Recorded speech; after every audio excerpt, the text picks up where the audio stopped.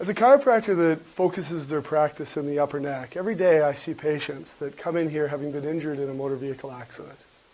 These accidents and collisions often didn't happen last week or even last month, but often people have been injured for a year, maybe even a decade, suffering with these injuries that they've sustained.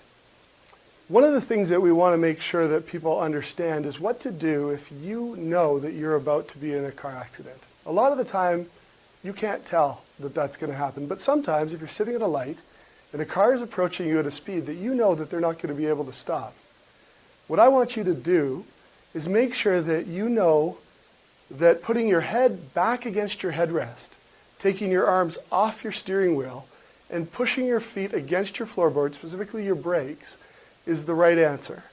If your headrest is set appropriately, the head restraint will minimize any injury and stop the head motion going backwards as the car goes forward. If your hands are off your steering wheel, your shoulders are less likely to get injured.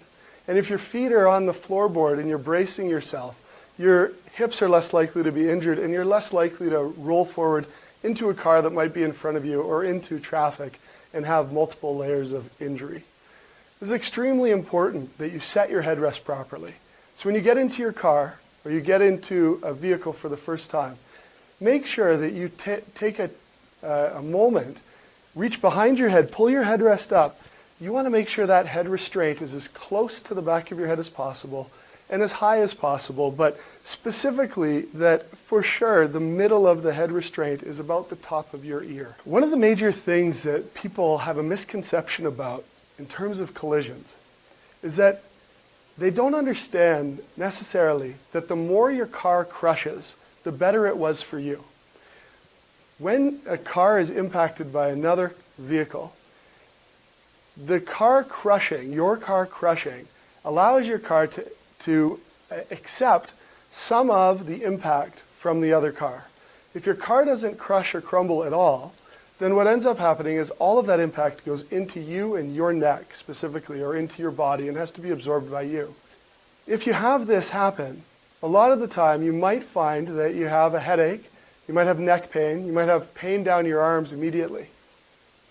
My suggestion to you, if you are involved in a car accident, is to give yourself at least 72 hours before you decide whether or not you're injured.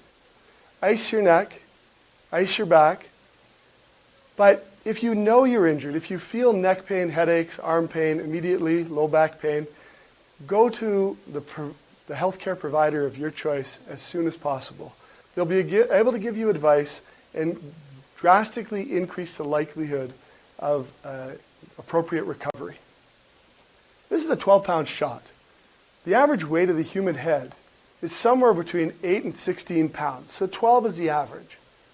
If you think of a bowling ball sitting on the end of a stick, that's like your head sitting on the end of your neck.